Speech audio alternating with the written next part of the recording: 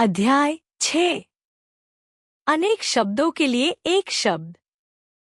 One word substitution.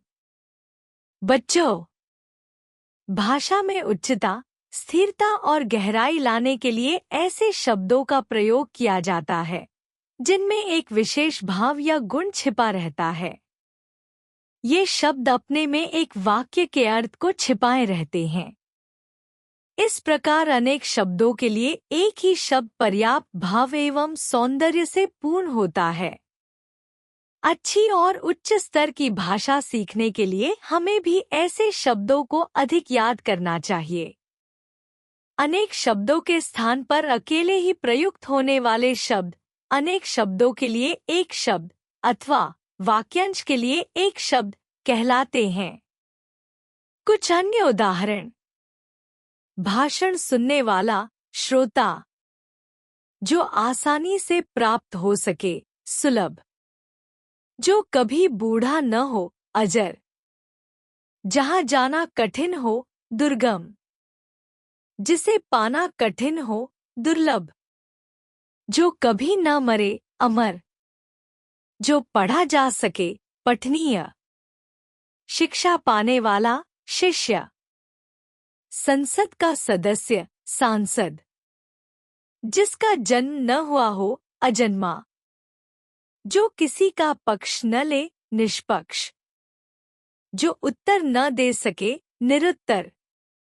सप्ताह में एक बार होने वाला, साप्ताहिक। जो सब जगह उपस्थित हो, सर्वव्यापी। शाक सब्जी खाने वाला, शाकाहारी। जो कम खाता हो, अल्पाहारी। जो ईश्वर को न मानता हो, नास्तिक। जिस स्त्री का पति मर गया हो, विधवा। जिस पुरुष की पत्नी मर गई हो, विधुर।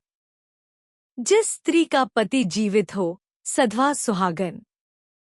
जिसके आने की तिथि निश्चित न हो, अतिथि।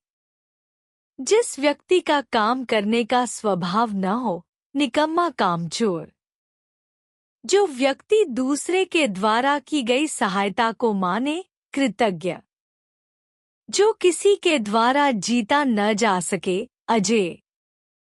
जो व्यक्ति जीवन में धर्म का आचरण करता है, धार्मिक धर्माचारी। जो दया का पात्र हो, दयनीय।